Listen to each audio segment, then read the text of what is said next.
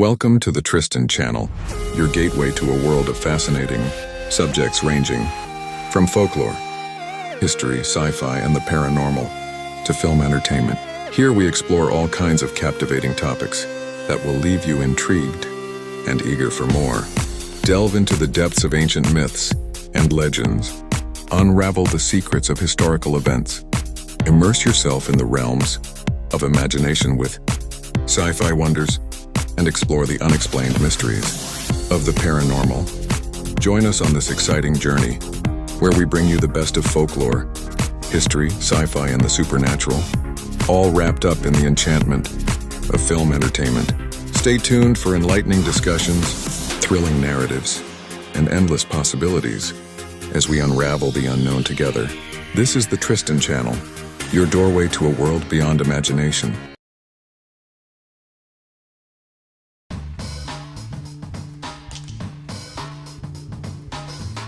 Hello everyone, I wanted to address this because not only do I respect everyone's personal beliefs, but this keeps getting used today by far-right Nazi thugs and racist bigots, like those who support Tommy Robinson, as an attack on the Muslim community.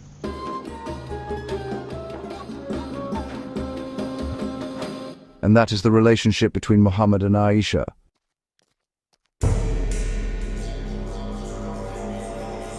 Writing about Muhammad, the Prophet of Islam, the Orientalist scholar W. Montgomery Watt wrote, "Of all the world's great men, none has been so much maligned as Muhammad." His quote seems all the more poignant in light of the Islamophobia today, with such slander that Muhammad was a pedophile.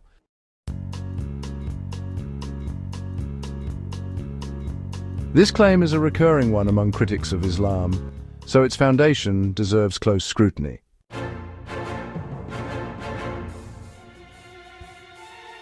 So, critics and bigots allege that Aisha was just 6 years old when she was betrothed to Muhammad, who was himself in his 50s and only 9 when the marriage was consummated.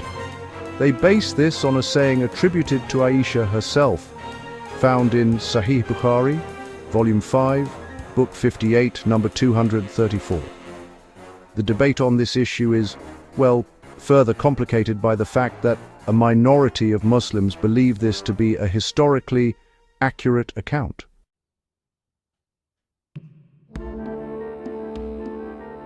Although, most Muslims today would not consider marrying off their 9-year-old daughters, those who accept this saying argue that since the Quran states that marriage is void unless entered into by consenting adults, Aisha must have entered puberty early.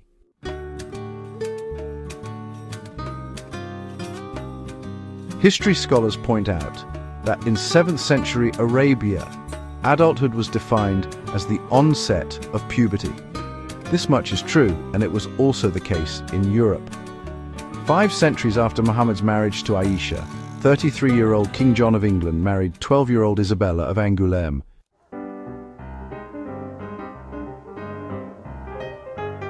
This is also the same as Jewish cultural tradition.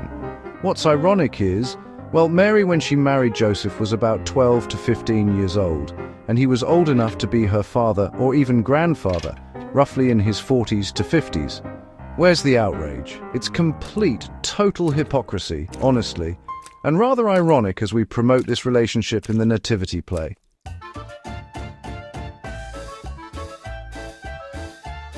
Interestingly, of the many criticisms of Muhammad made at the time by his opponents, none focused on Aisha's age at marriage.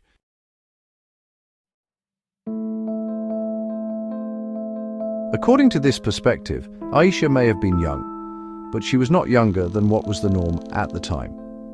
Other Muslims actually doubt the very idea that Aisha was 6 at the time of marriage, referring to historians who have questioned the reliability of Aisha's age as given in the saying.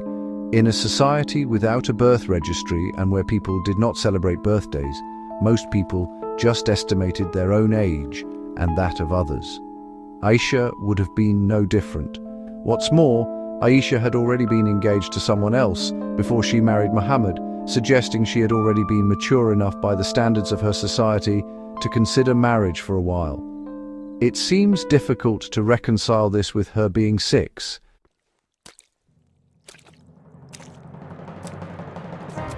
In addition, some modern Muslim scholars have more recently cast doubt on the veracity of the saying or hadith used to assert Aisha's young age. In Islam, the hadith literature sayings of the Prophet is considered secondary to the Quran.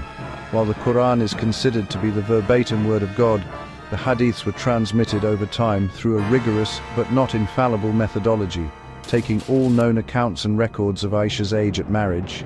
Estimates of her age range from 9 to 19, not 6 or 9. It's kind of funny to add her age keeps changing, depending on the Islamophobe who's attacking.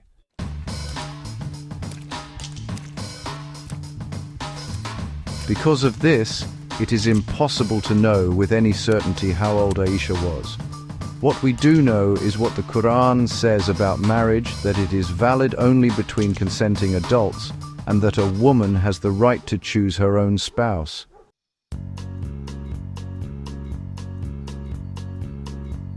As the living embodiment of Islam, Muhammad's actions reflect the Quran's teachings on marriage, even if the actions of some Muslim regimes and individuals do not. Sadly, in many countries, the imperatives motivating the marriage of young girls are typically economic. In others, they are political. The fact that Iran and Saudi Arabia have both sought to use the saying concerning Aisha's age as a justification for lowering the legal age of marriage tells us a great deal about the patriarchal and oppressive nature of those regimes, and nothing about Muhammad or the essential nature of Islam. Again, not Islam, but politics, patriarchy and misogyny, where women are seen as property, breeding stock.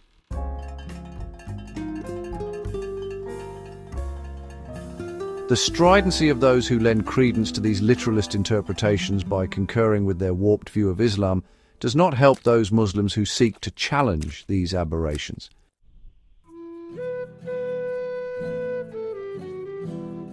The Islamophobic depiction of Muhammad's marriage to Aisha, as motivated by misplaced desire, fits within a broader Orientalist depiction of Muhammad as a philanderer. This idea dates back to the Crusades. According to the academic Ketia Ali, accusations of lust and sensuality were a regular feature of medieval attacks on the Prophet's character, and, by extension, on the authenticity of Islam.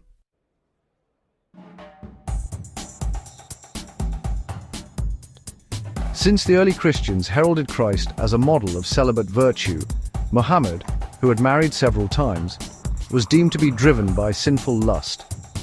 This portrayal ignored the fact that before his marriage to Aisha, Muhammad had been married to Khadija, a powerful businesswoman 15 years his senior, for 25 years, who also was the main seat of power behind his movement, and he was only loyal to her, by choice or by the fact she had him by his manhood. Without her wealth and power, he would be nothing but a street preacher.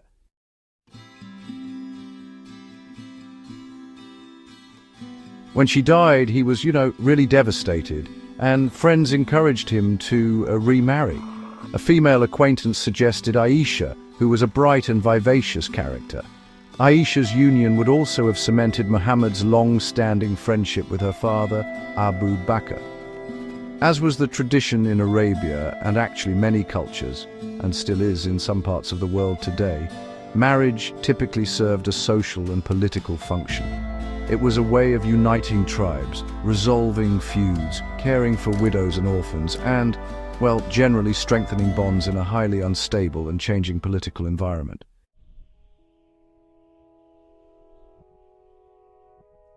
Of the women Muhammad married, the majority were widows. To consider the marriages of the Prophet outside of these calculations is, frankly, profoundly ahistorical. What the records are clear on is that Muhammad and Aisha had a loving and egalitarian relationship, which set the standard for reciprocity, tenderness, and respect enjoined by the Quran. Insights into their relationship, such as the fact they liked to drink out of the same cup or even race one another, are indicative of a deep connection, which really belies any misrepresentation of their relationship.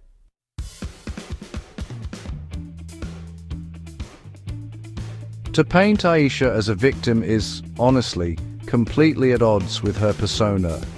She was certainly no wallflower, During a controversial battle in Muslim history, she emerged riding a camel to lead the troops. She was known for her assertive temperament and mischievous sense of humor, with Muhammad sometimes bearing the brunt of the jokes. During his lifetime, he established her authority by telling Muslims to consult her in his absence. After his death, she went on to become one of the most prolific and distinguished scholars of her time.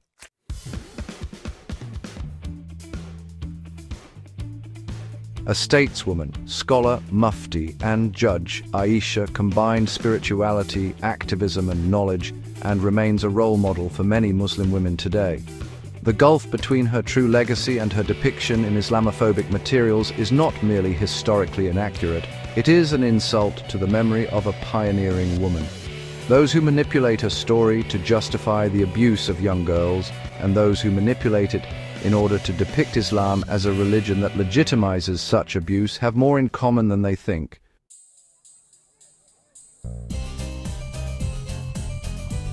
Both demonstrate a disregard for what we know about the times in which Muhammad lived, and for the affirmation of female autonomy which her story illustrates.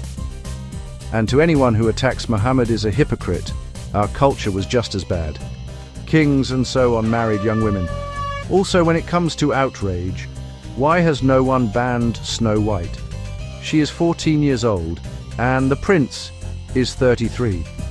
And yet we introduced this to our kids, made cartoons and films about it. But then again, when the book was written, that was normal.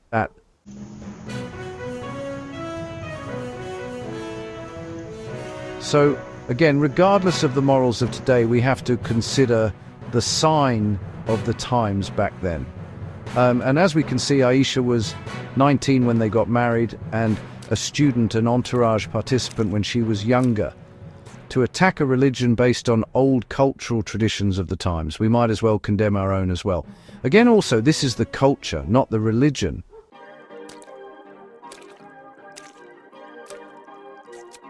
Again, where is the outrage over Mary being 15 when she married Joseph? See how honestly stupid this form of bigotry is. Islam today does not condone pedophilia, just like any religion today. But also, where is the outrage towards child abuse in the Catholic Church?